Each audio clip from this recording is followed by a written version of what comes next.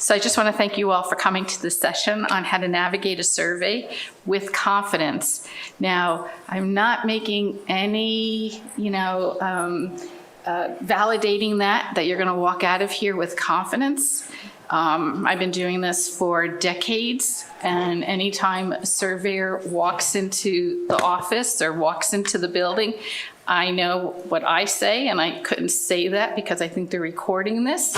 And I really wish that I had called in that day along with everyone else. Or maybe they fall for some reason, and then I realize I'm going to get an IJ because they'll find something on the floor, and that's not going to happen. So I think that confidence, it could be a little challenging. But what our goal today is to give you some, words of wisdom, some information from experiences that we've had on how we've conducted surveys and how we have prepared for that. So I'm Alice Hellebrand. I am the founder of Dialyze Direct, and I am a past president of national president for ANNA, and I'm on the conference committee here for NKF. So I really appreciate you all attendance and being here and giving us some patience as we move forward that. And I'm really happy and just in awe of giving this talk with Buck Kaiser. We just met. He had an interest in survey readiness, an experience that was a little different than what I had. So I thought, that was really good because you might get two opposing views and a lot of different information for it. So Buck has more than 25 years as a registered nurse in healthcare, spending the majority of his career as a leader in end-stage renal disease dialysis. He is an expert in dialysis.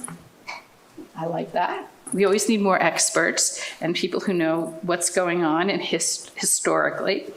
Buck was most recently a regional director of operations for a large dialysis organization, managing over 20 outpatient and acute facilities. So I think he's been surveyed once or twice. Beyond Buck's experience in dialysis, he has experience in surgical services, critical care, dialysis access, addiction, quality, and compliance. Buck also worked for a world-renowned vascular surgeon and developed training, education, and certification for physicians and staff related to vascular access. So I'm going to turn this over to Buck right now. He's going to start the presentation. We're really interactive. We are going to call on you all. So if you could go to the NKF app, we have some polling questions that we're going to be asking as we go along. But we also have some questions that we might be asking each other. And we'd want your opinion on that. So we'll do hand raising, and at any time that we're talking, if you have a question or even a thought, because I want your thoughts, I want to learn from you all because you have different experiences than I might have or Buck. Please feel free to call out or say something so that we could make this as interesting as possible. Buck? Thank you. Thanks, y'all. Thanks, Alice.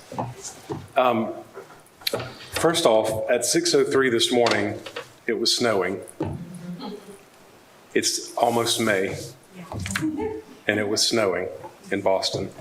I know that Bostonians and New Englanders feel like, though, anything above 32 degrees is probably summer, but it's not. I'm from South Carolina. I'm not built for this. I don't like it either. Yeah. I just left almost 90 degrees last week. It was 88 degrees at home. Anyway, thanks for having me. Thanks for showing up for our presentation. We're glad to have you, and hopefully we'll send you home with some tips and tricks and things. I kind of want to ask a couple questions, and I'm going to share a story with you briefly. What do we have in here as far, or do we have nurses, techs? Nurse? Okay. Any RDs, social workers? Social worker. Okay. Any facility directors, administrative folks? Okay, good.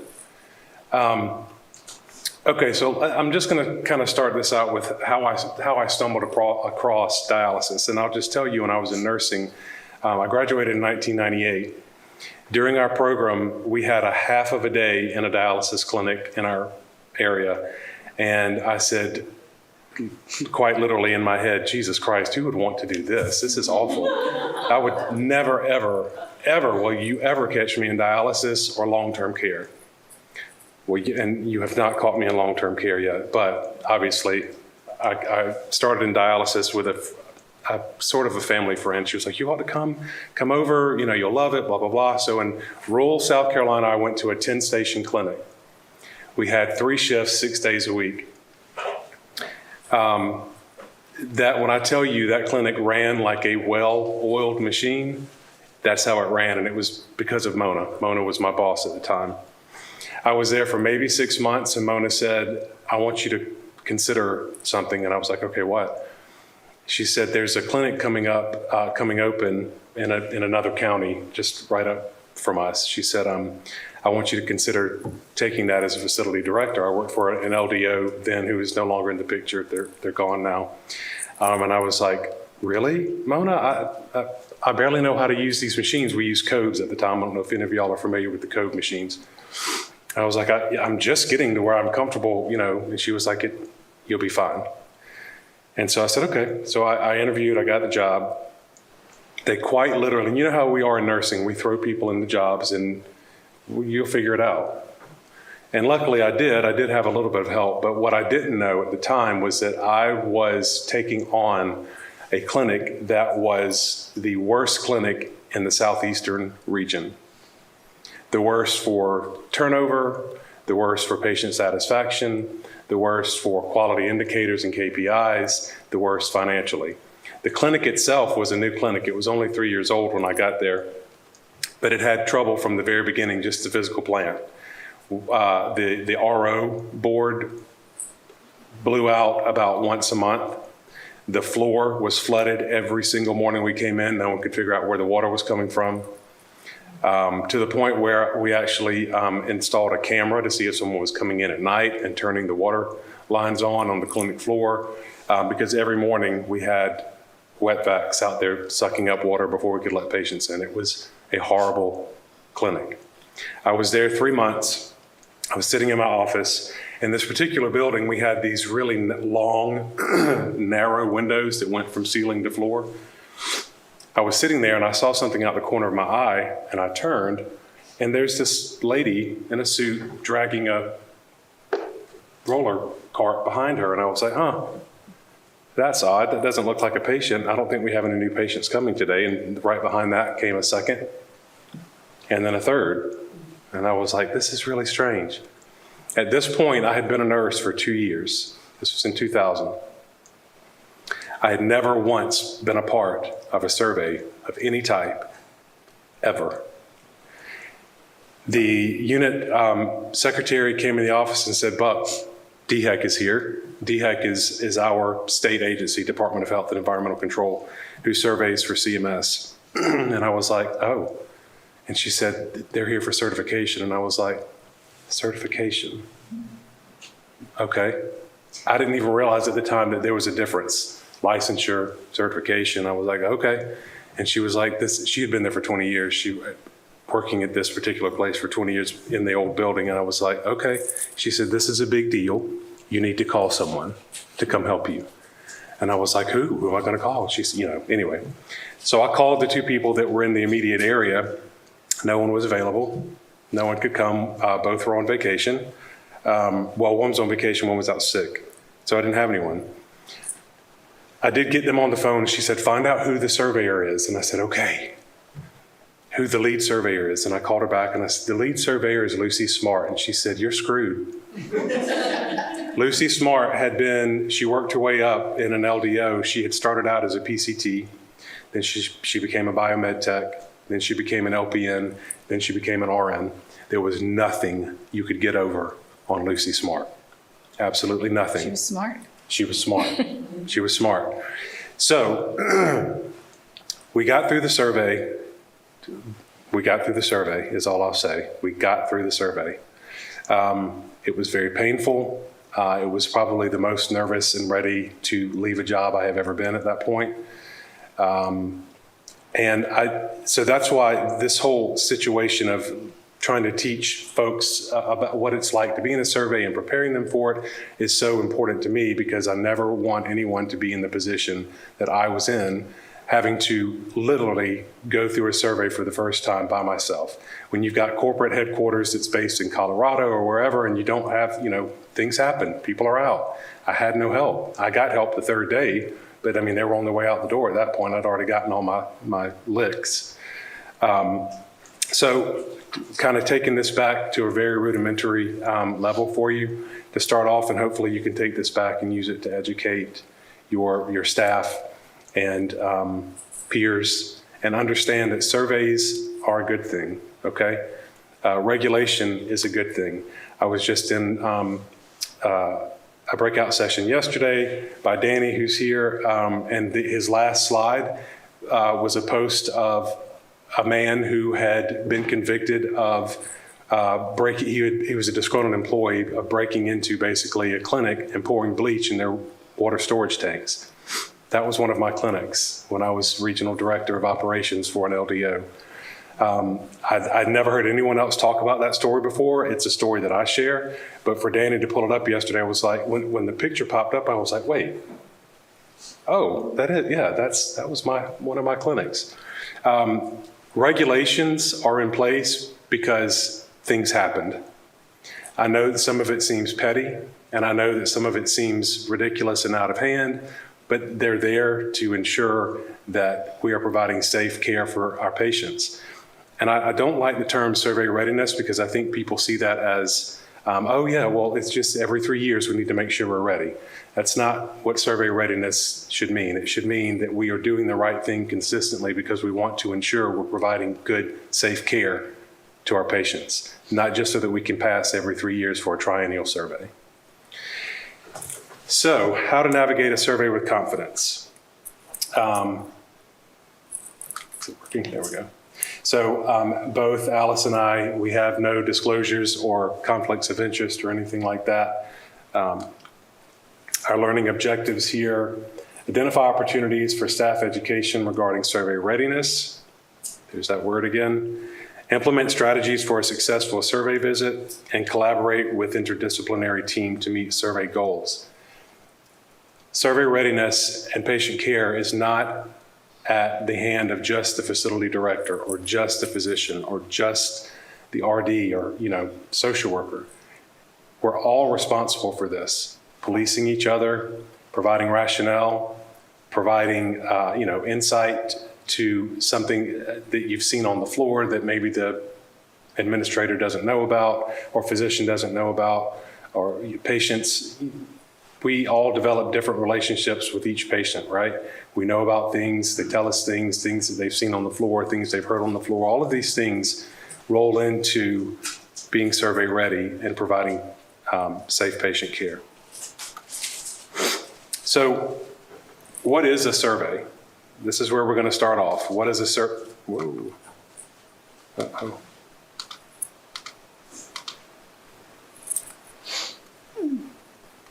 What is a survey? Sorry, y'all. Now, so here's our first question. Why do we have surveys? Can y'all see that? To receive CMS reimbursement for patient care, to maintain regulatory compliance, because the 2746 certificate does not have a box that's labeled whoops.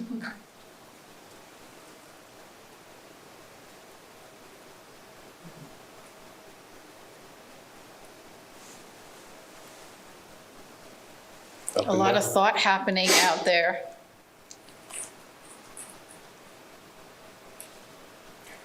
While we're waiting for this to stabilize here, please, if you have questions or comments or thoughts, please interrupt me. Don't wait until the end. Looks like we're 50-50. So all of the above is clearly the answer. But, those 2746 are no fun to fill out, right? And there isn't a box that says I didn't know, and there's no whoops. Things happen, unfortunately. So this is why we have surveys, right? Does everyone know what a 2746 is? Yeah. Does everyone know what a 2746 is? It's your death certificate. A little different from your 2728, right? Although some patients would tell you the 2728 is a sign of death for them. I had a patient tell me that. They were like, what is this 2728 I keep hearing y'all talking about? I'm like, oh, well, it's your designation that you're, in end-stage renal disease and you need to start dialysis. And she said, oh, it's my death certificate. And I was like, no. My mother died in dialysis. It's terrible. And I was like, yeah, we're doing a much better job these days. So yeah, all of the above, why we have surveys, again, to maintain a safe environment for our patients. A survey defined a process to evaluate and assess a healthcare facility's compliance with regulation standards, practices, performance, safety, and quality of patient care.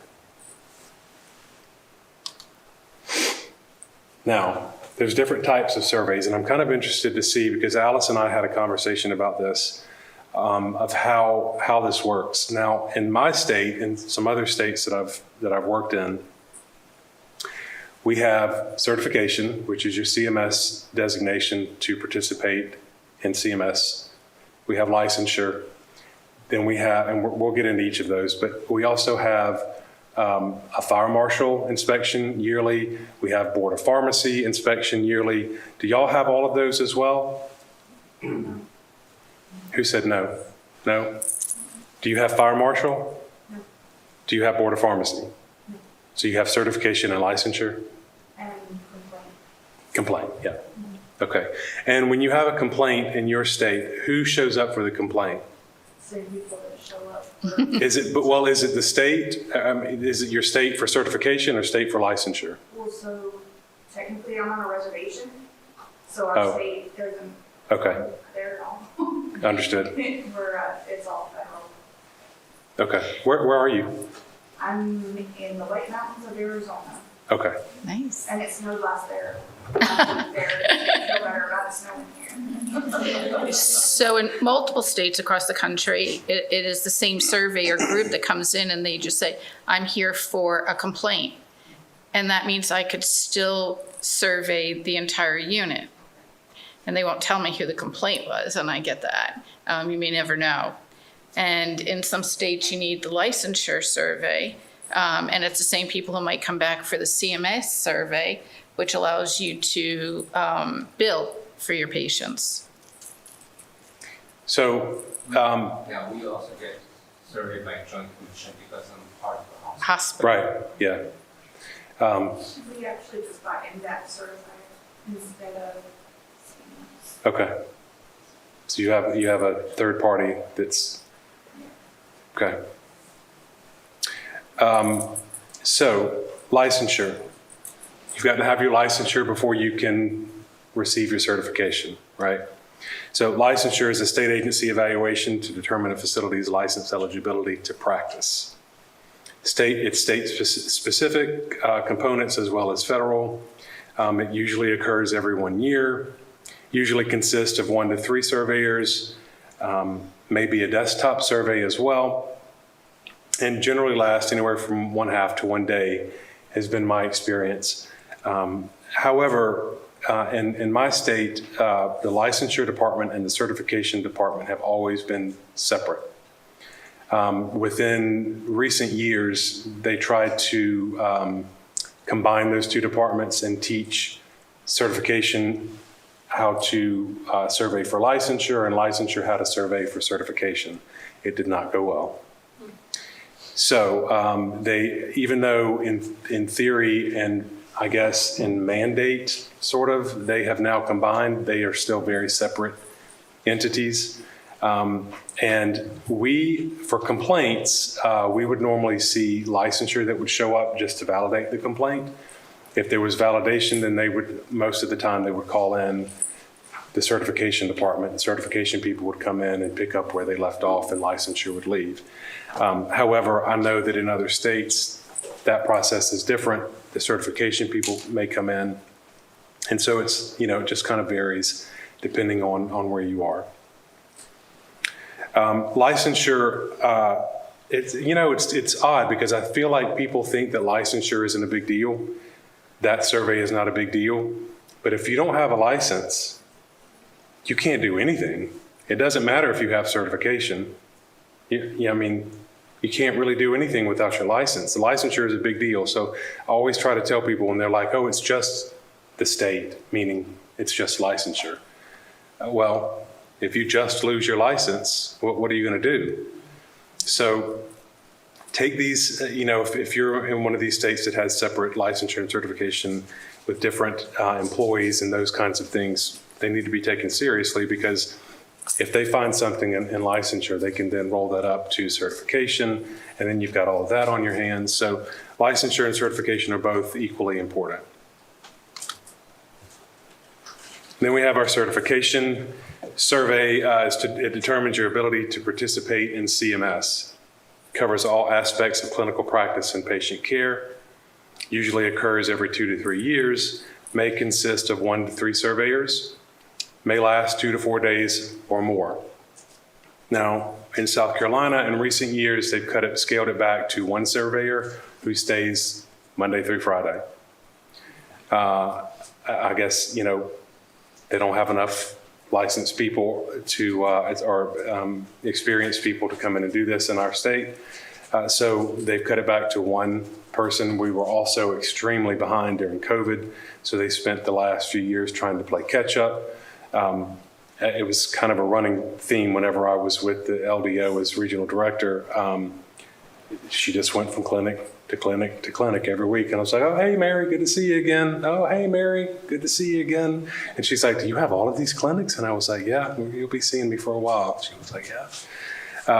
So you kind of, I think in some points you get to know these folks, and it's a good thing, right? If you get to know them and they know that you're doing what's right. There's a clinic that I help occasionally. They're in a state that is extremely far behind. They know their surveyors from both departments. They're in a bad space financially, and I feel like the surveyor gives them handouts every time she shows up, because I'm like, what, you're still, we talked about this. You were supposed to abate this practice. What's going on? Well, they were just here. They didn't say anything about it. They saw us doing it. I was like, yeah, but it doesn't mean it's safe. I don't know what's going on there. I'm going to get back to Lucy Smart, by the way, while we're talking about surveyors in just a minute. But certification. So how many of you are up for certification anytime soon? We're a year past due. A year past due. What state are you in? Vermont. I'm in Vermont all the time. What part of Vermont? Central. We're a satellite off of the University of Vermont Medical Center, Central. I'm like 10 minutes from Killington and Rutland. Oh, okay. So I work in Springfield a good bit and St. Albans. Yeah. I can say Albans also.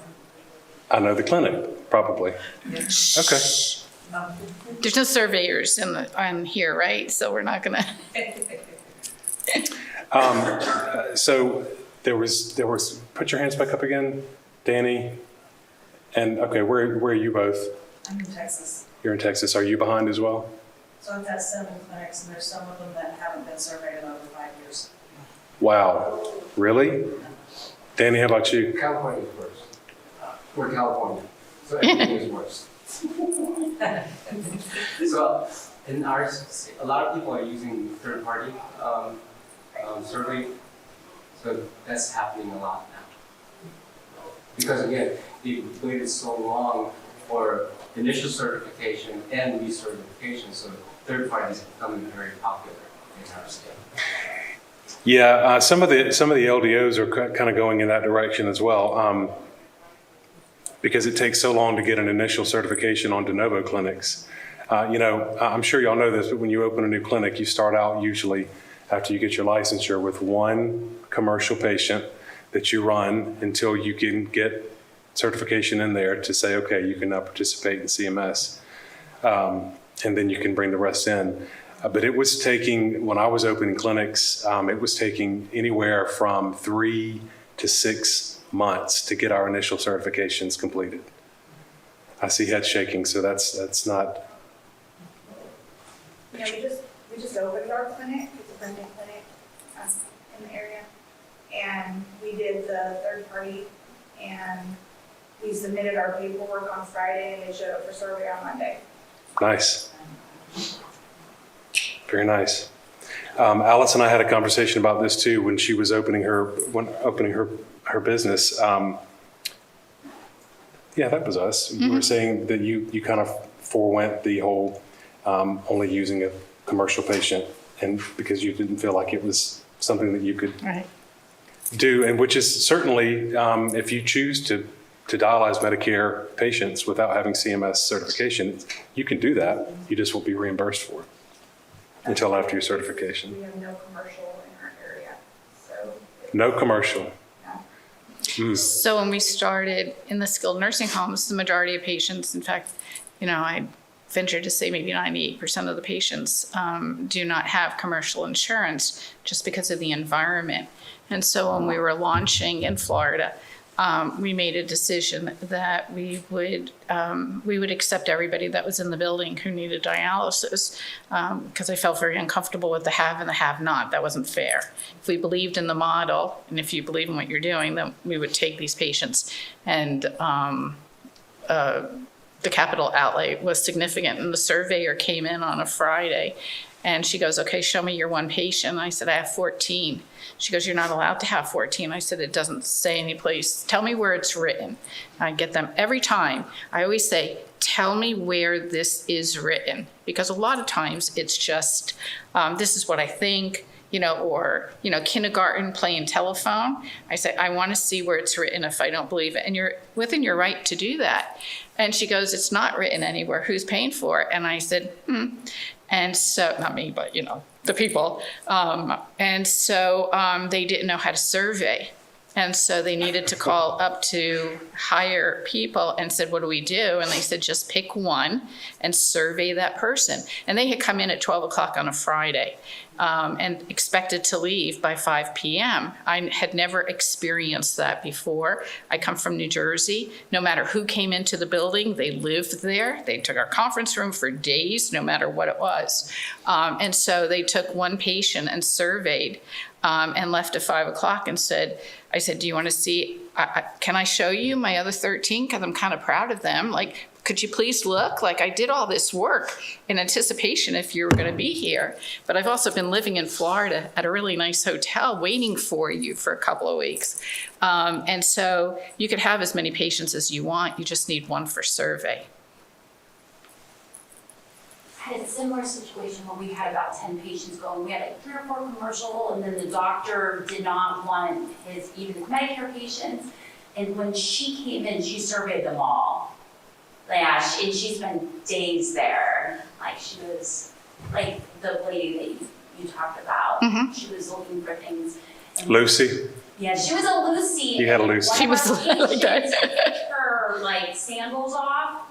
Like, she had like, kind of like a flip-flop sandal. She kicked her sandals off, and then she kind of adjusted herself in the chair, and she put her bare feet down, and we got cited. And you got cited for that, yeah. Yeah. I got cited, and we're getting ahead, but I got cited once in a unit that was never cited. I mean, I came from a glorified, bubble. I thought every place was where I call it I grew up.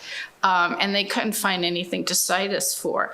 But someone moved a machine, even though the curtain was around the machine, moved the machine, and the IV pole that was attached to the dialysis machine went into the next station, even though there was the curtain there, and they got cited. They got cited on that.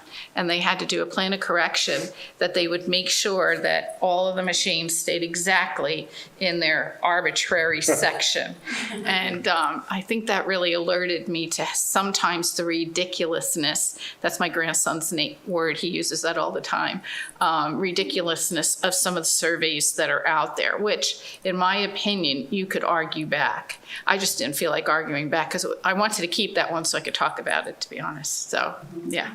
So I'm glad you mentioned that. I want to tell you why I would also cite that same thing as a surveyor in my current position. I go in and I'm not a surveyor for a regulatory body, but I'm an acting surveyor for the company that I work with. I go in and help hospitals and dialysis clinics. Okay. I had a patient in an acute unit. I just happened to be in there.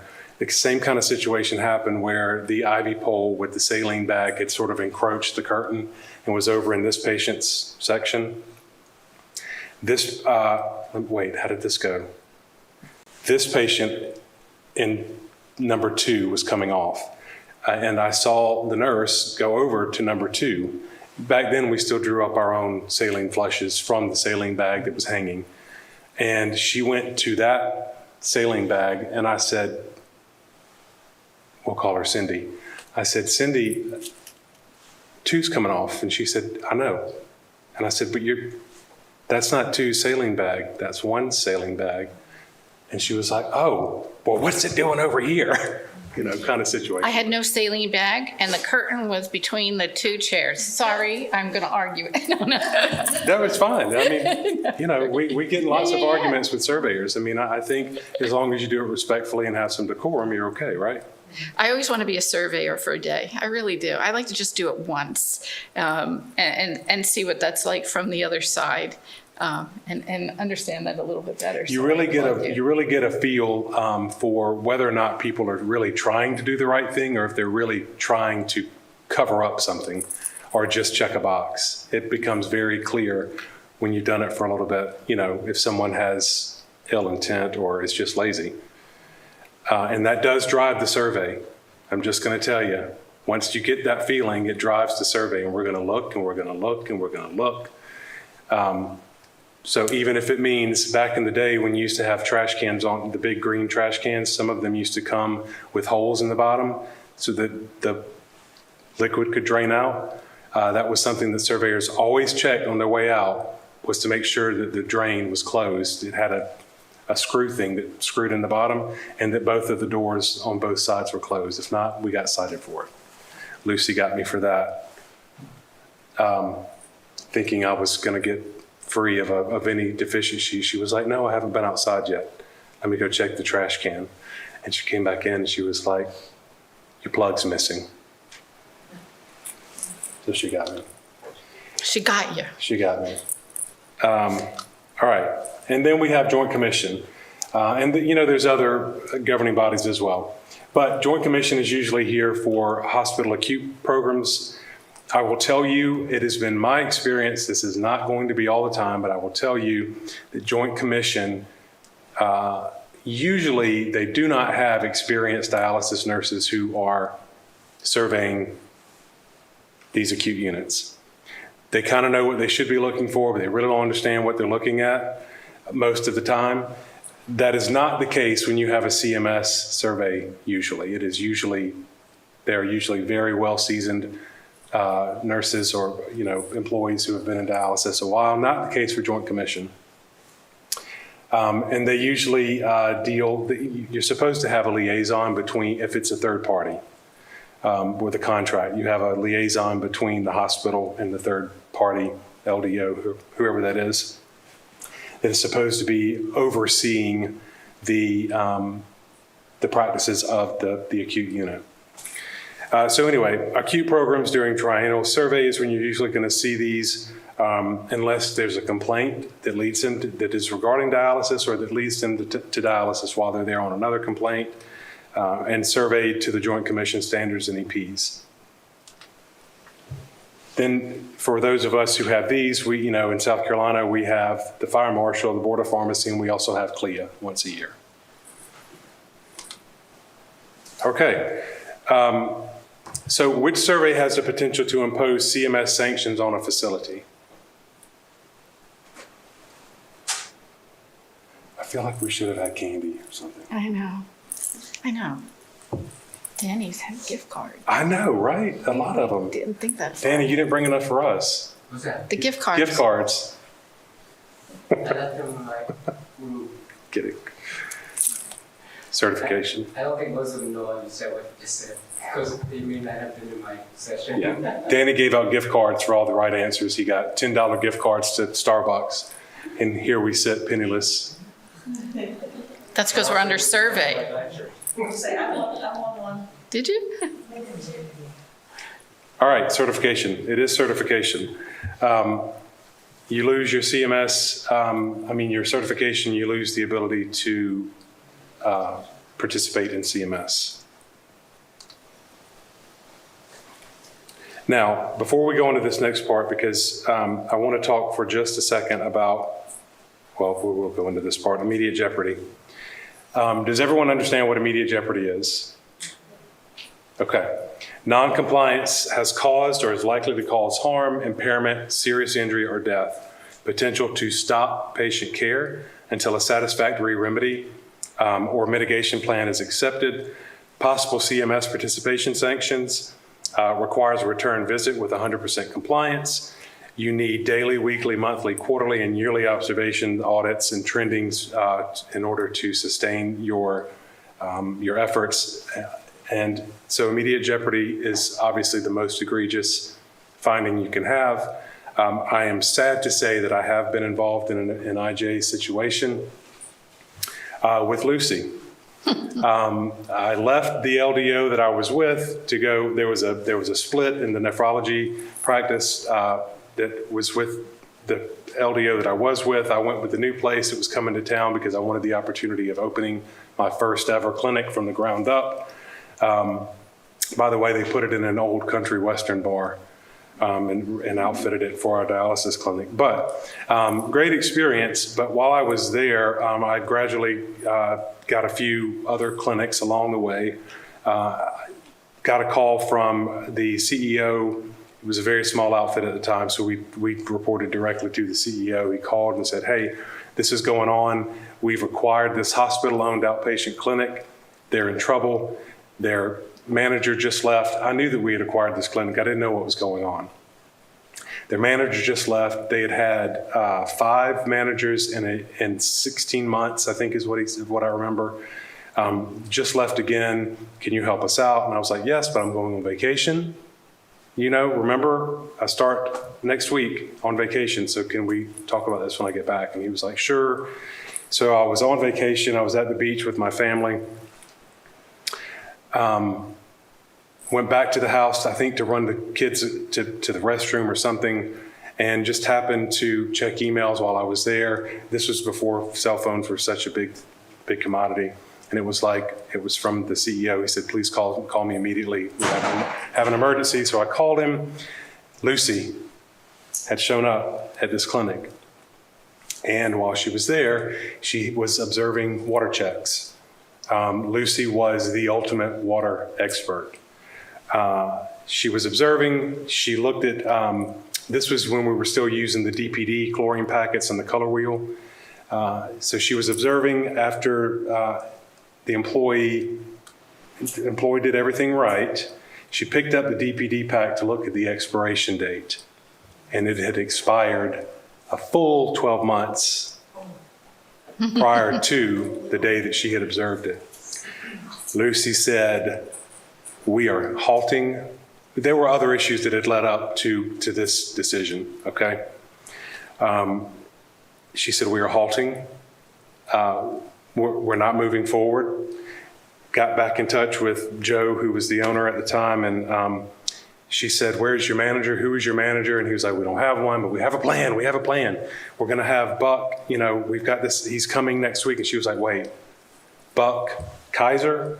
And he was like, yes, do you know Buck? She said, we know each other very well. If you can get Buck in here, I won't shut this place down, is actually what she said.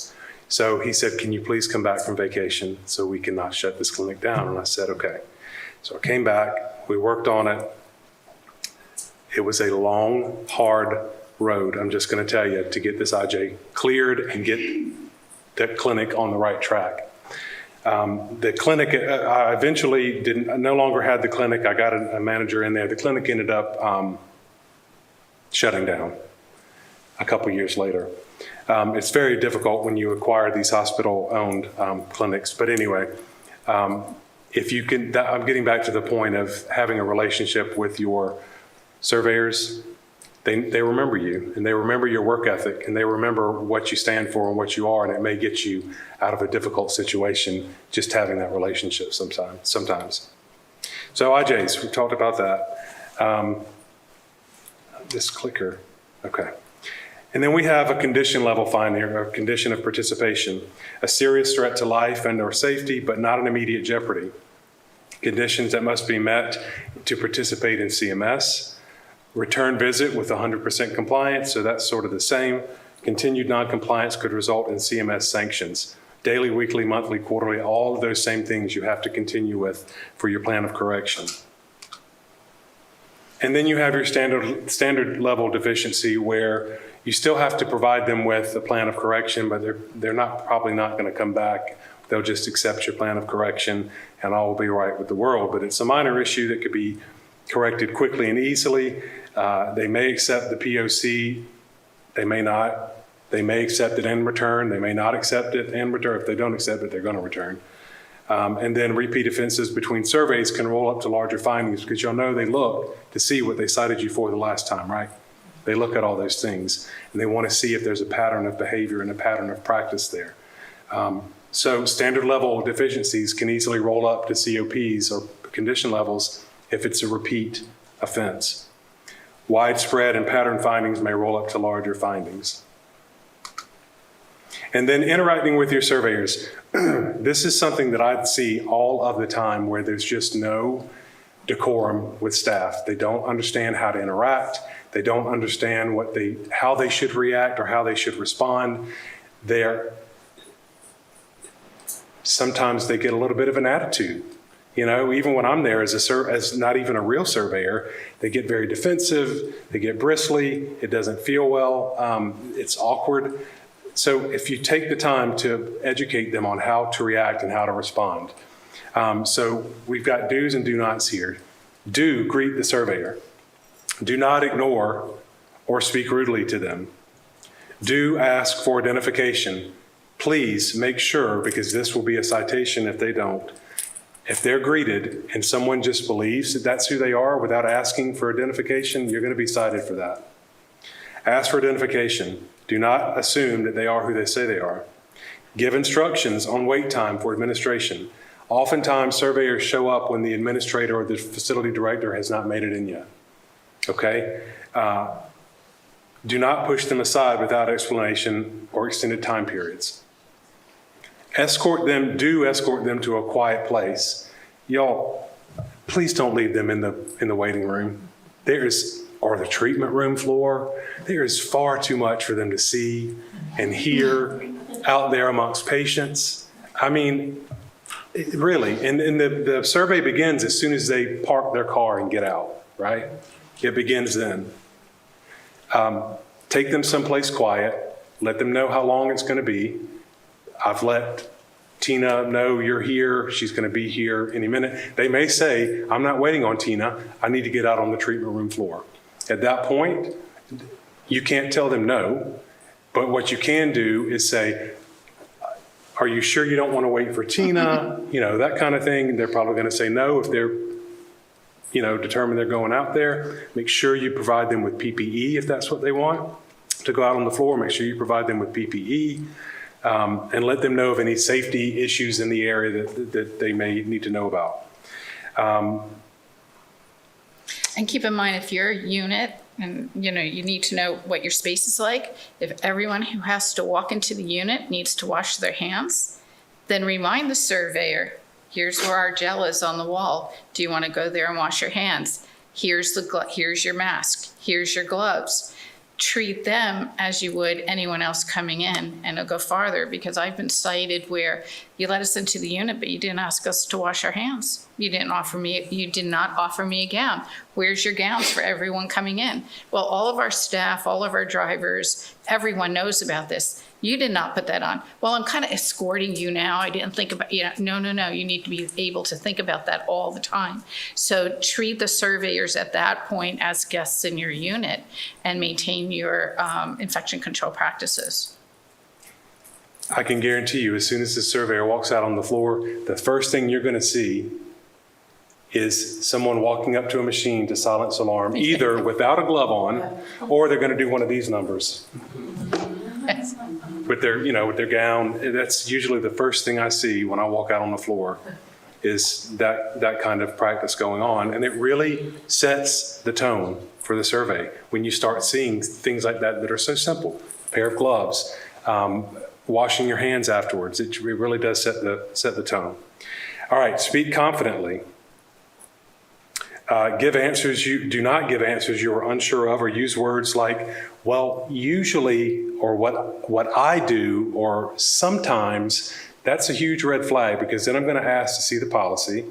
I'm also going to refer your whoever to the regulation of whatever that is, if there is one that governs that practice, whatever the practice is. So talk to your people about, first of all, I'm not sure can be an answer, but it needs to be followed up with, I'm not sure. So in this particular situation, what I would do is refer to my policy on X, or I would ask my facility director, or I would ask my charge nurse. So I'm not sure can be an answer, but it doesn't need to be the end of the answer. They need to know that your staff is prepared and equipped to find the answer if they don't know what it is. And then ask for clarification and listen to understand, not to respond. That's good advice in your personal life too. Listen to understand, not to respond. Don't assume that you understand the question. I always ask when I'm with a surveyor, is this what you're looking for? And the other thing is, if they ask for a policy, this is going way back because we don't really have policies and binders anymore. Don't take them the whole binder. Take them the policy that they asked for, just the policy. And make a copy of it and give them the copy, because chances are they're going to want to keep it for reference, and you may need your book back or your policy back, or they may take it with them or throw it out not knowing it was the original, and then later on you're looking for a policy and you don't even have it. So make a copy and give it to them.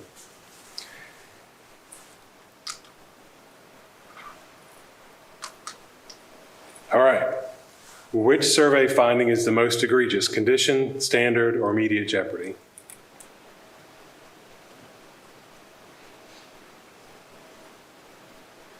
Okay. I don't think we're going to have any more squabbles about that. Immediate jeopardy. All right. That concludes my part of the presentation. I'm going to hand it over to Alice. To get through the chair. You know, I always find the survey process a little challenging and to prepare for it. And so I have, you know, in the past decade, some opportunities to see what happens across multiple states. And when I first initiated in the facilities that I'm overseeing and working with right now, everything that I did and everything that I put in place was what I did in New Jersey, because that's where I was from. And we do everything right in New Jersey. And it's got to be a standard across the country. Does it not? I knew it. We were good. I never had an IJ. I didn't even know they really existed. I thought it was something out there in the sky. Like, really? Nobody gets an IJ. Nobody gets closed. A citation? Well, I could figure that one out, so it's not bad. So across the country. And people in other states were like behind my back, because they were a little concerned about maybe in front of me. They're like, I don't know what she's doing. And I said, we do it in Jersey. So I had the opportunity to go down to one of the southern states, and I said to my logistics department, I said, under every single sink, the cabinet needs to be locked. They said, why? I said, because we do it in Jersey. And I said, because there's rust under there, because in the world that I was from, all the units were old and everything leaked. And if you had anything that was placed under the cabinet, you got a citation. So if you're going to put cabinets under there for whatever reason, and we were in skilled nursing homes with not a lot of room, you had to lock all the cabinets underneath. So I did. That's the way it is. We did it in Jersey. And the staff in this state laughed at me. And they say, why are you locking all that? I said, because we do, because it's a survey thing. They said to me, but Alice, why aren't you locking the cabinet above the sink? I said, why would you do that? We don't do that in Jersey. I don't know, back and forth. And they said, because we get cited on survey if the cabinet above the sink is not locked. I said, why? Why? He said, because if something falls into the sink, how do you know if you've cleaned it before it's in use? I said, I'm putting laptops up there. If a laptop falls into the sink, it gets thrown away, and that makes logical sense to me. And I'm not locking these cabinets because I'm already locking underneath because that's the way the world goes. But I'm not going to lock on top. I said, I will take the hit on survey. It will be me. I'll take the hit. Thinking in the back of my mind, that's never going to happen. I don't know what this is. This is a one-off. Sure enough, I get a call. There was a survey in the northern part of the state, and the surveyor put me on the phone and they said, your cabinets above the sink are not locked. I'm like, I don't get this. This doesn't make sense. Nothing's up there. It's all wrapped in plastic. She goes, they need to be locked. So my logistics person found cabinets that there was no under the sink cabinet because he got tired of putting locks on for me, and we stopped putting anything above it.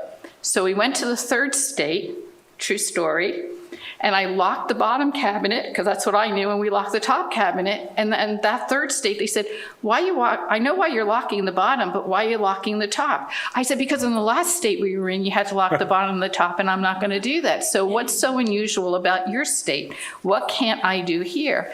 And they told me. And after 13 states, I found that every single area has their own uniqueness. And it's because of the surveyor. And it made me think, this is like a little crazy. Now, one of the other states that we went into when we were going for our initial certification, and we're in skilled nursing homes, you have to have a training center that we don't use. We do not bring patients there, but it is part of the regulations. So you have to have a fully operational, sort of like an outpatient dialysis unit, 2 stations, because you need to have infection control, an isolation, or you have to get in a waiver.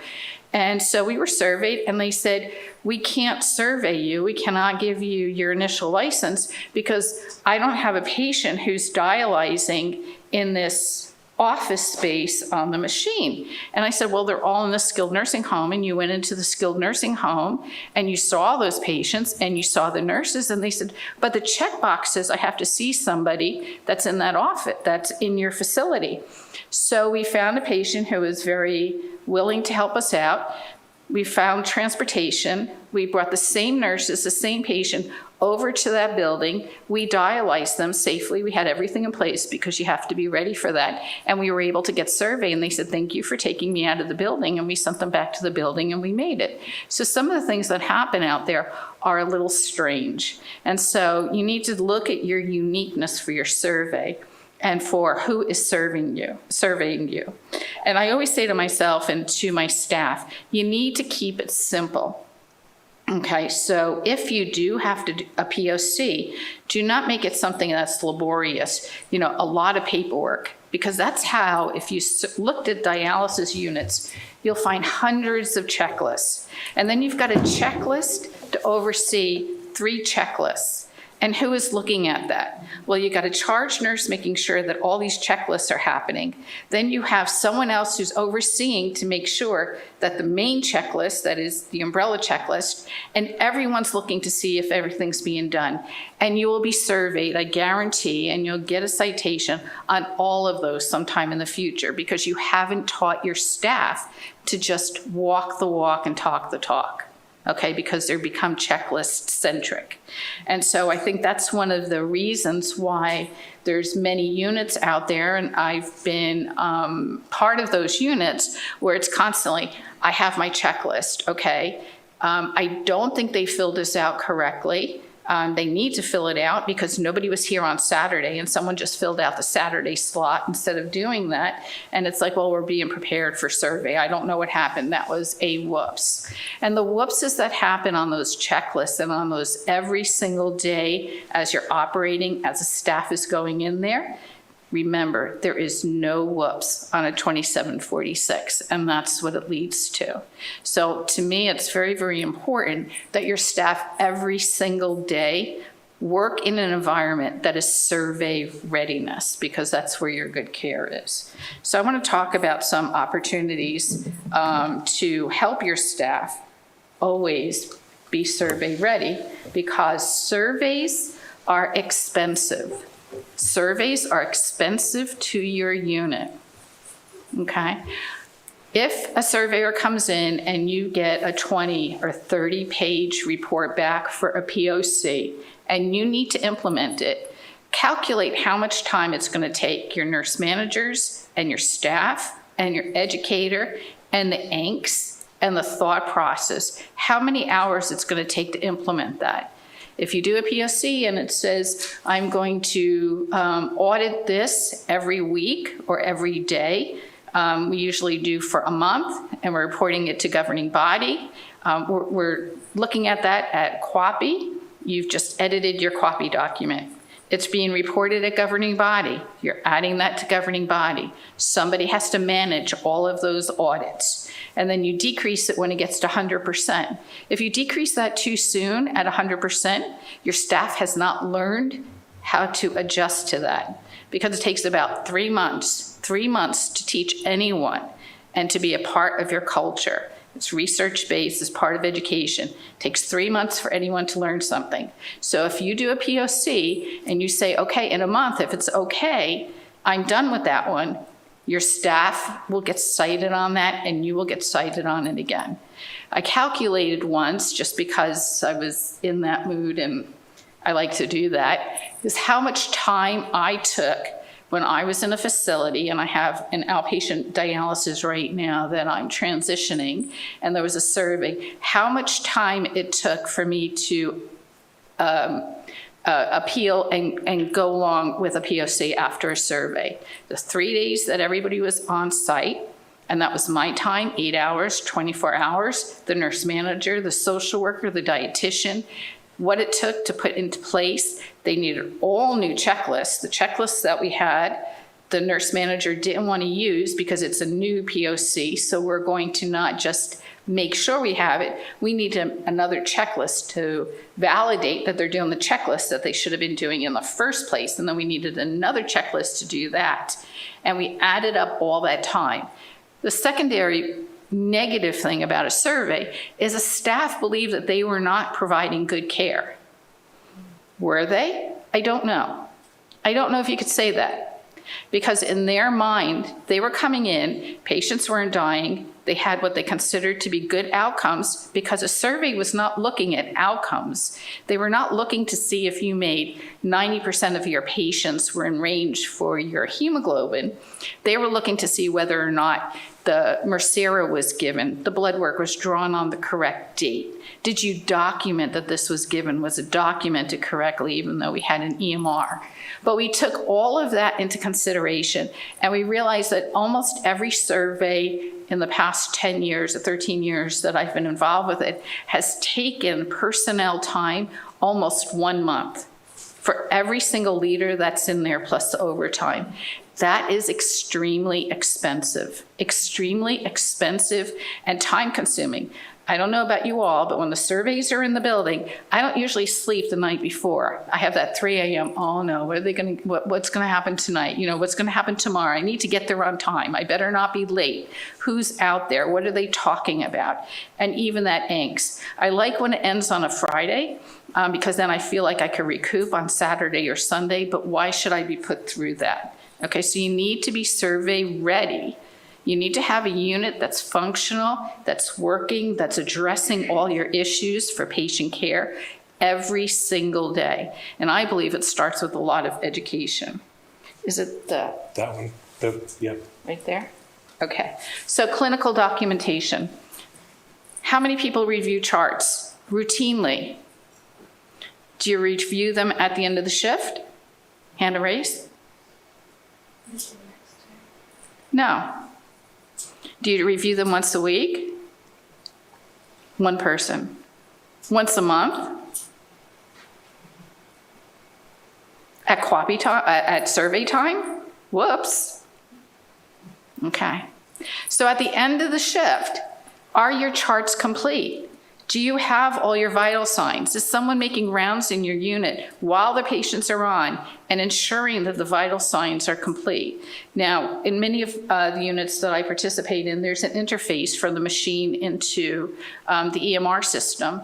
And what we realize is that the staff may not be going up there and addressing or validating that the vital signs are okay because they just went up.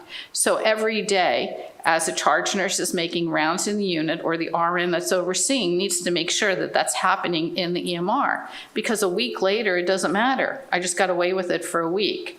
A month later, it doesn't matter. At survey time, when they're going through all the books and they're going through all the charts and they realize that you don't have vital signs documentation, you don't have a prescription validation, it's too late. You just have You just have a citation. So what's going to happen? You need a POC. Now you're going to do it. Too late. You've already established a culture in your unit that no one's looking at this every single day.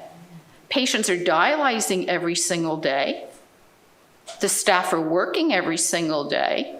It's more than likely Monday, Wednesday, Friday, Tuesday, Thursday, Saturday, unless you're more frequent dialysis, but no one's checking it on a daily basis. How do you know what's happening to your patients? Is the PCT telling the RN? Is the RN signing, that they received the information about a blood pressure drop?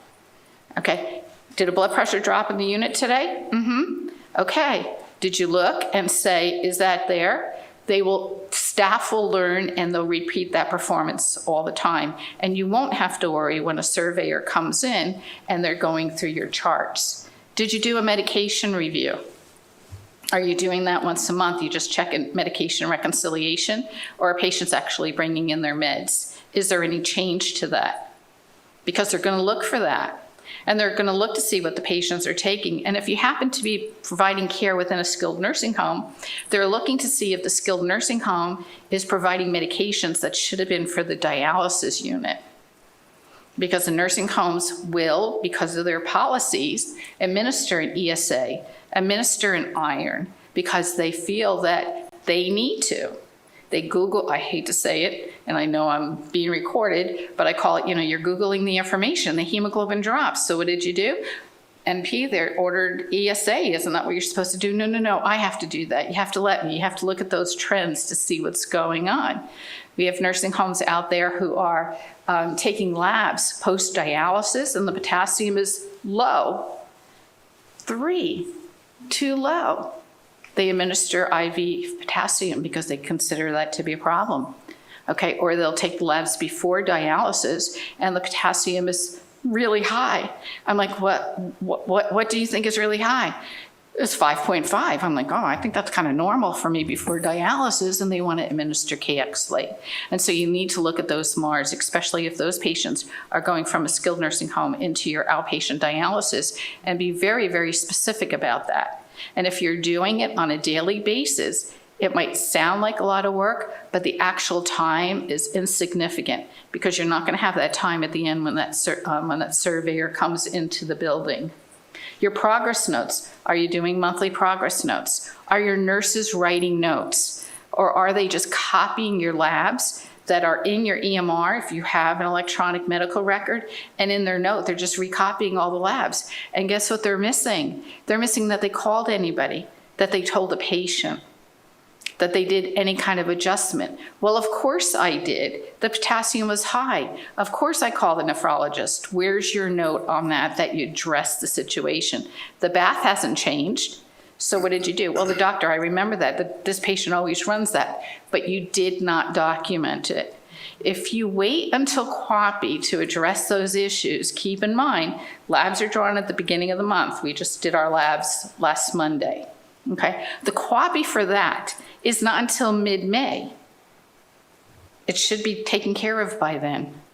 Doesn't make sense. You need to make sure that documentation is there when the labs are drawn, on site, in time. And that will be something you will be hit on. I know because after all these years, I've been hit on these things forever. Do you have an order for every single thing that the nurse does? Now, I find that to be a problem because I kind of know it. I remember back, when I was a much younger nurse and I walked into the nephrologist's office because it was on site in the building. And I go, I drew blood cultures this morning because the guy had a temp, and at that time we didn't have policies. And I said, so you want Vanco 1250? He goes, you didn't order that, did you, Alice, from the pharmacy? I said, no, I didn't. I stopped. But you're going to order that, aren't you? He goes, yeah. He goes, no, yeah, okay, I am. I said, so I could have had it waiting there and saved the time. And he goes, don't go that far. And there's many times that after we've been in dialysis for a significant amount of time, we kind of know what's about to happen. I mean, we're not idiots, and we know, okay, they're going to change the bath, they're going to do this. But you still need to make sure that you have a written order. And are you adhering to that order? If it says to take off 3 kilograms and you took off 5 kilograms, even though you know that that was the right thing to do for that patient, and more than likely you have a relationship with that nephrologist and he's going to tell you to do it, you need to write that order. Call, text, however you do that. Because in a court, and I've seen this, I do medical reviews for attorneys, I say, I see what's happening. And if it was the doctor losing their license or you losing your license in a case, it's not going to be the doctor if you don't have that documented. And that will get you in survey also. Where is the adjustment? Where is that note for the nephrologist? Where is that documentation? Even though the patient might have been safe, even though it might have been the right thing to do, that survey is going to come in, because what will happen if it was not the right thing to do? That will be a whoops, and it'll also put your license in jeopardy. And they're looking to see that you're safe as a practitioner, as a nurse practitioner, as a medical director, as a nephrologist, ultimately so the patient is safe also. Your interdisciplinary care plan meetings. Everybody have an interdisciplinary care plan meeting? And we all say, yeah, we probably do. Do you have the invitation for the patient? Do you have that documented invitation that you invited the patient? And on that piece of paper, it says the patient decided to participate live, by telehealth, on conference call, that everyone was there. And that if the patient was not there, made a decision not to attend, that you review the care plan with the patient. Because without that documentation, you have another citation that's coming along, and then you have to do an audit, and then somebody has to review the audit, and you have to compile the audit. And that takes an awful lot of work for something that you're already doing. Okay, very, very important, especially for those patients who are deemed unstable, that you don't need to keep that patient unstable forever. I mean, you could just say the patient is stably unstable and stop those CIAs and those care plans after a period of time, as long as you have that documentation that's there, because that's something else the surveyor is going to look.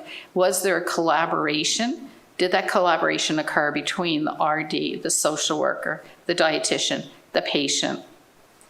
Are you bringing your PCTs into your interdisciplinary care plan meetings?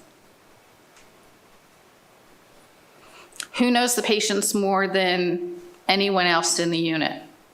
The PCTs. Is there a spot on that paper for the PCTs? There's not.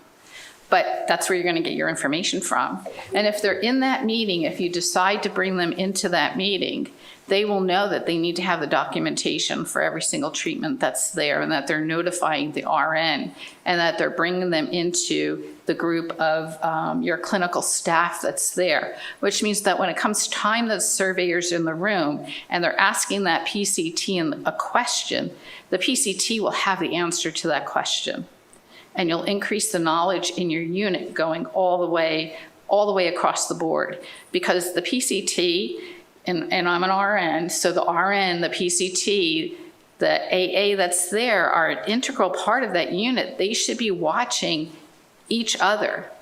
The PCT should be helping the RN helping the PCT, along with the rest of the interdisciplinary team, so that we're working together. Order validation signatures. Do you have all your signatures co-signed? In New Jersey, you have to have the co-signing within 7 days.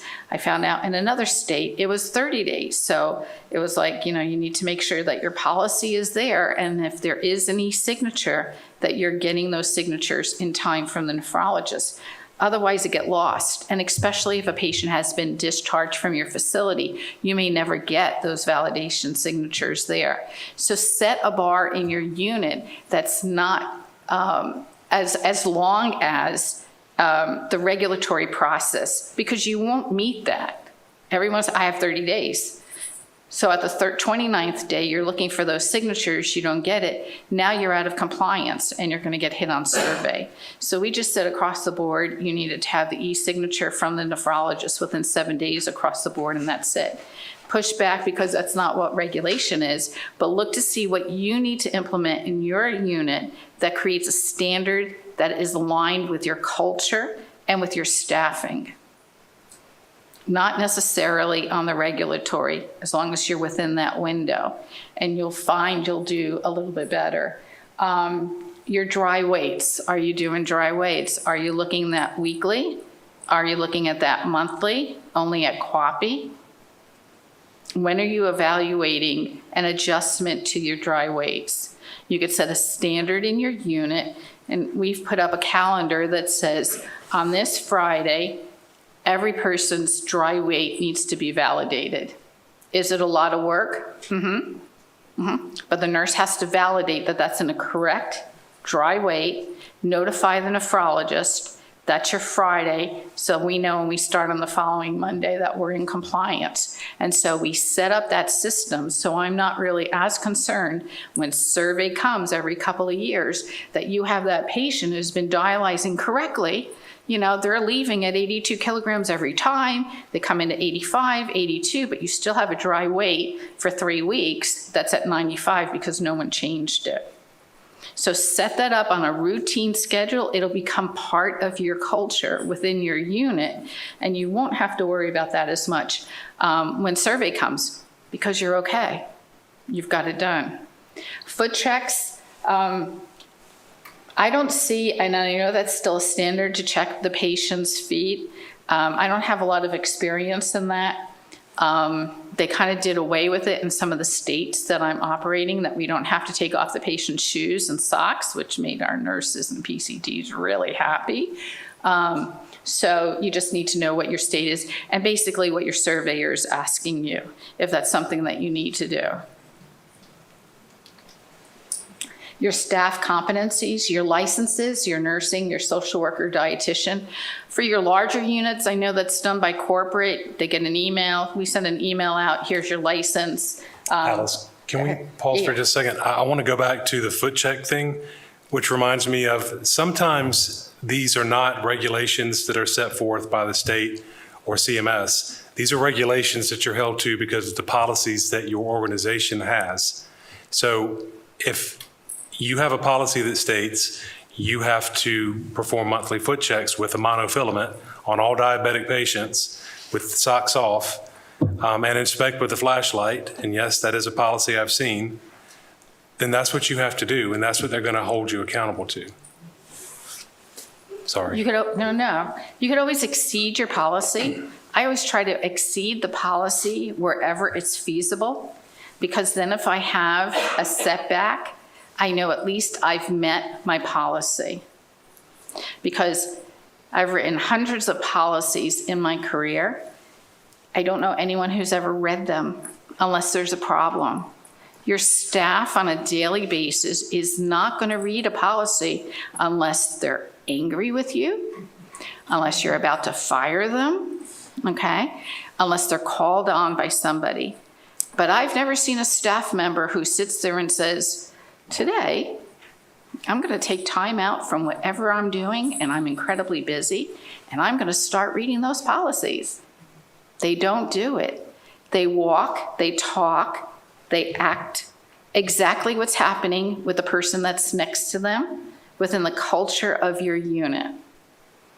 The only person in my organization who knows exactly what those policies states is probably me or somebody who has helped. So it's the person who wrote it. And when you're talking about LDOs, it's probably not at the facility level.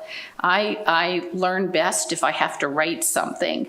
But if you gave me a piece of paper and I did not have to look at it, even though if you're putting it out on a staff meeting, I might forget it as soon as I walked out, because you're going to constantly do what you're used to doing. It's like driving a car.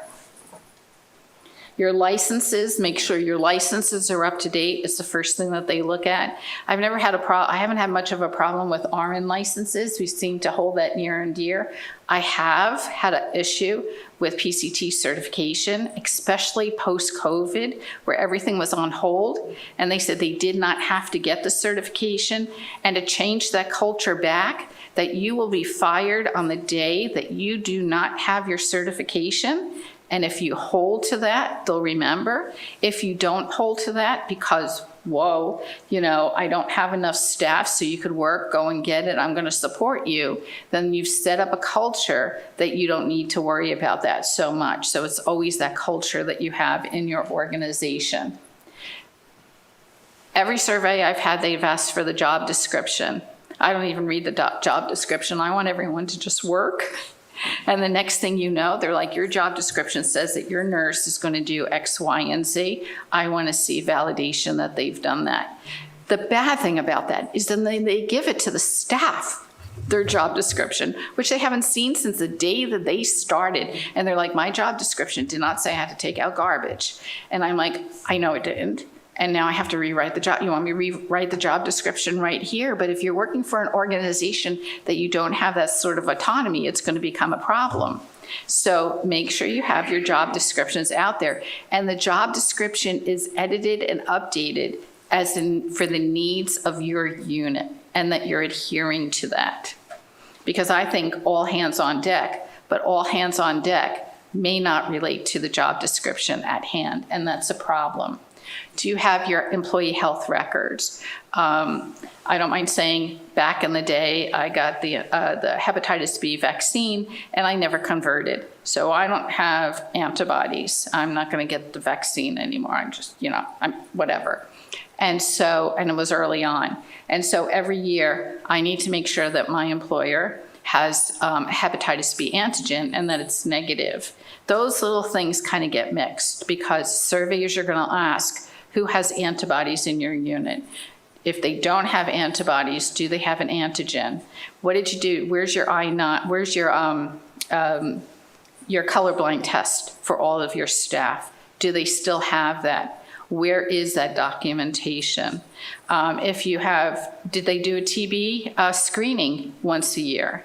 Do you have an initial one for your patients? They're looking at that for every state that I'm in, 13 states across the country. They are looking for that. There are some states that are asking for a full physical, New Jersey being one. Every staff member needs to have a physical. Okay, so the world is changing out there. In my mind, I think they want us to be healthy. And I say, well, then you're not going to call out sick because I know you're healthy and it's all good.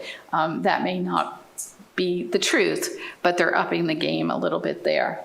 Do you have your orientation and your annual competencies? Does your policy relate to the competency forms that you have?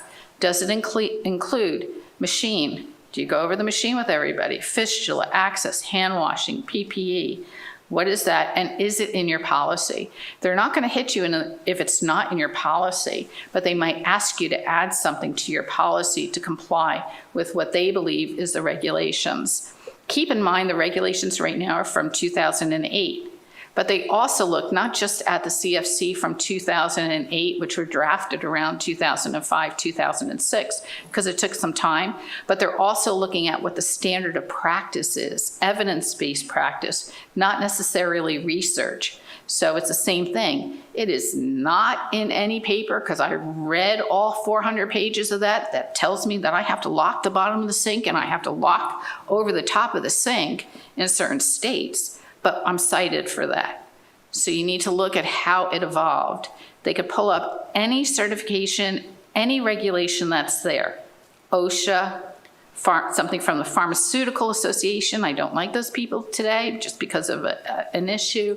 They could pull up lab issues, AAMI. If they could find an organization that has a regulatory standard, bless you, and it evolves the dialysis or anything in there, in my experience, they will pull that up.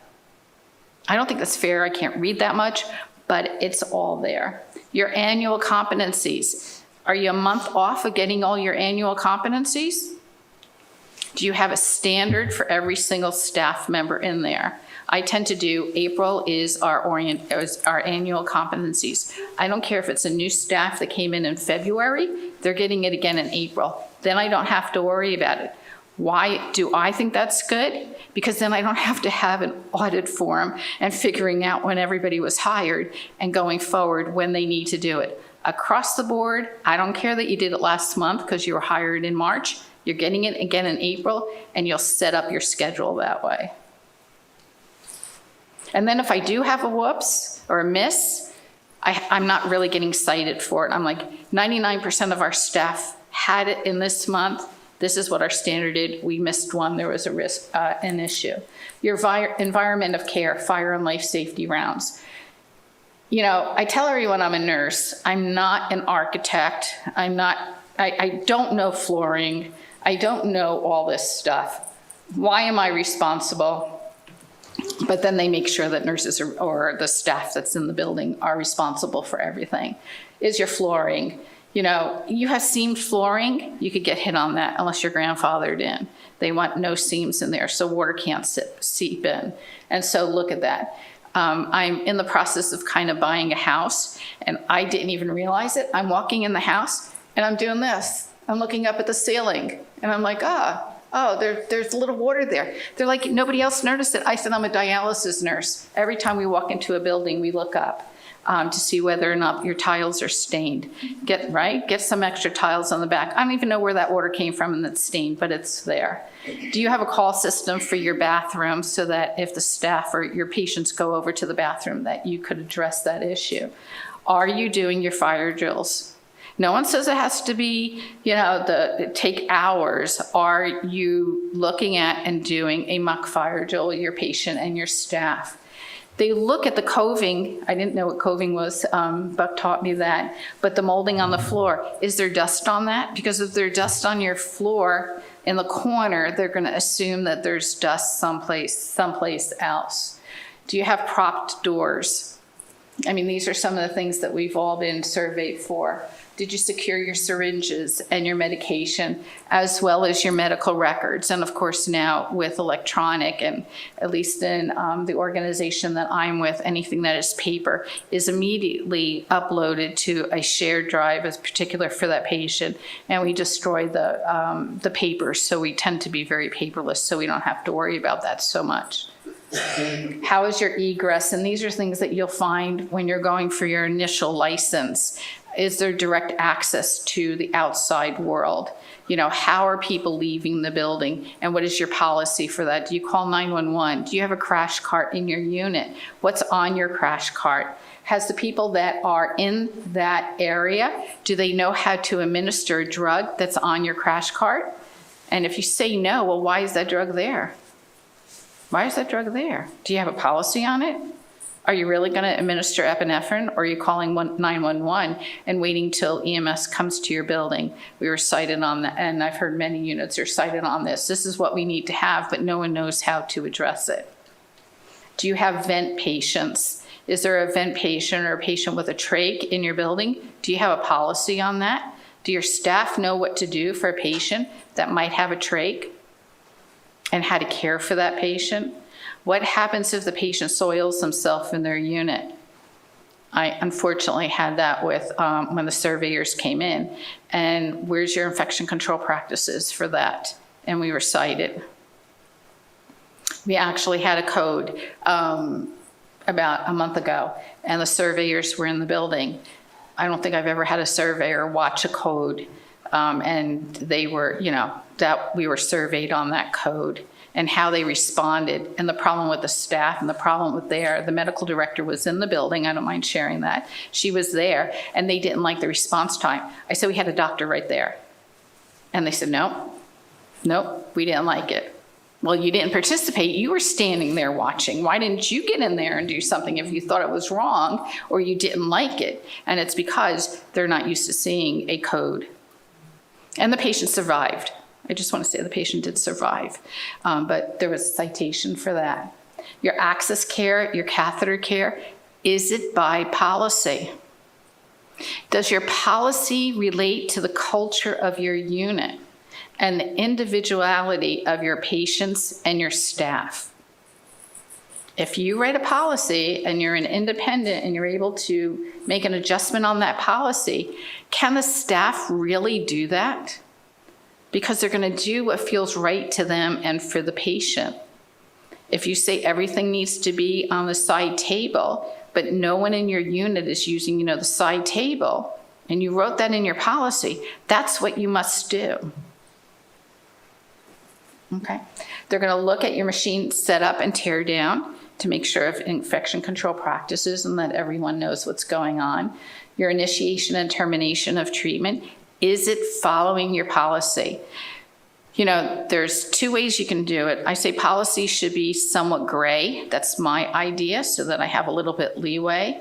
And then you could have another document that tells people exactly how to do it step by step.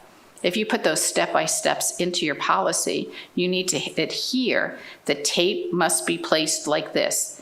And people who are very detail-oriented, who are writing policies, will say, this must happen, here's a little step here, going down to the minutia. But can the staff actually do that? Can they perform that on an everyday?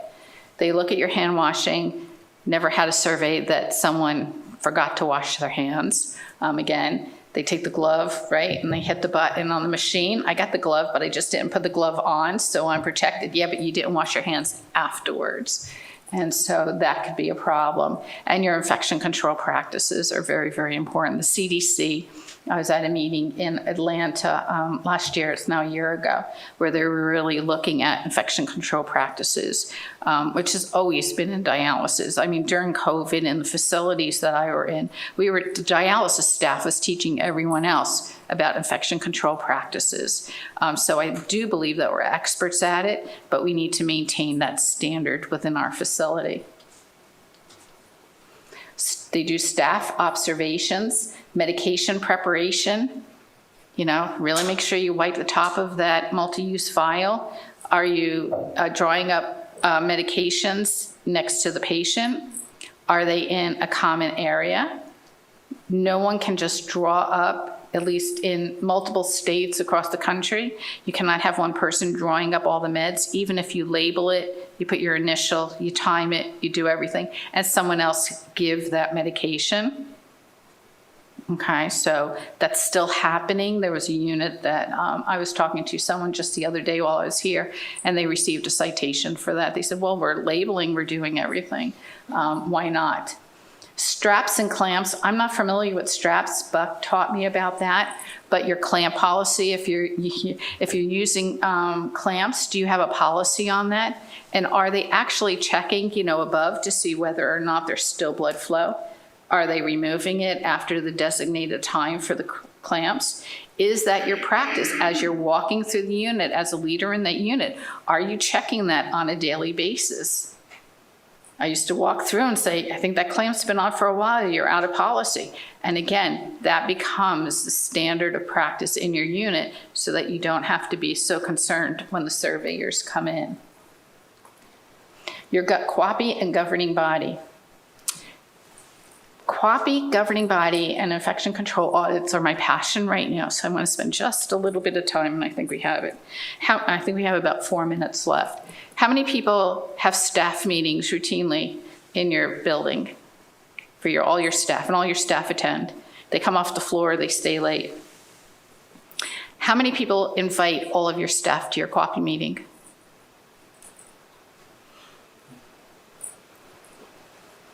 So if I'm a staff nurse and there's some meeting in the back room going over everything that I should do, how come I'm not involved? Because it's not important that I do that. But what if you turned your staff meeting into from your QAPI meeting? What if you combine the two? You brought your entire staff in because you're already pulling them out for a staff meeting. And what are staff meetings? Everybody make sure you come in on time, here's the PTO schedule, things like that. And you made it into your QAPI meeting once a month to go over all the metrics that are important for your unit.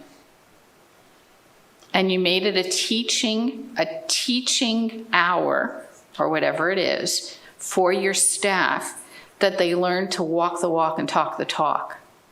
Because you're doing it anyway. Will they become more involved in your unit? Will they have ownership within their unit? Will they own their practice? And will they be more involved and engaged in what's happening? And it becomes a bit more meaningful to them. It's a suggestion that, you know, I'm seeing taking across the country of actually bringing every staff, PCTs, everyone. Here's our QAPI meeting. It'll turn into a question and answer period. You'll be able to address issues that are there. And also make sure that you have all your tracking and your trending, which is what you need to do in a COPI meeting, and you need to give that to the staff instead of having 2 meetings. Do you have all your contracts? Is everyone credentialed? Do you have your complaints and grievances? I walked into a unit, they had no complaints. I said, I've never seen a dialysis patient not complain. You gotta have, out of 100 patients, somebody must have complained about something. Never.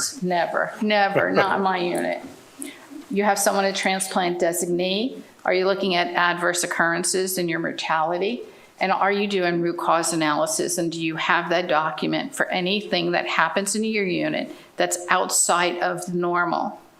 Eventually, if you bring your staff into the COPI meetings so that they know what's going on, and you watch every day, and you set a culture of excellence, you probably will not have as many adverse occurrences. You may not need to do root cause analysis, and maybe even your mortality rate will decrease, or your rehospitalization will decrease, so you're saving time and money on that end. Okay, so question. Why do we have surveys? Because I don't know isn't a checkbox on the 2746. The 2746 does not have a checkbox labeled whoops. And because completing a 2746 is a laborious process.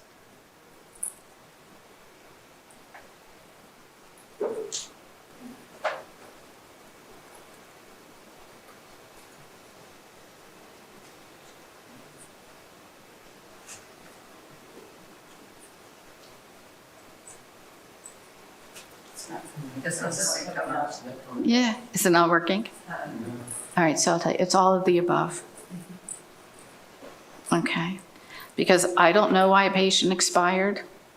I don't know what happened. When a surveyor comes in and they say, I don't know, or a staff member says, I don't know, it's because we didn't give them the information. 2746 does not have a whoops box. And I don't really want to complete them because I really hate those forms. So it's all of the above. So questions, I think we went a little bit over, or maybe we're right on time, but survey readiness starts on day 1. Survey readiness happens every single day in your unit by establishing a culture of excellence and getting everyone to work on a team, realizing that we're all people and we forget and we have to remind each other.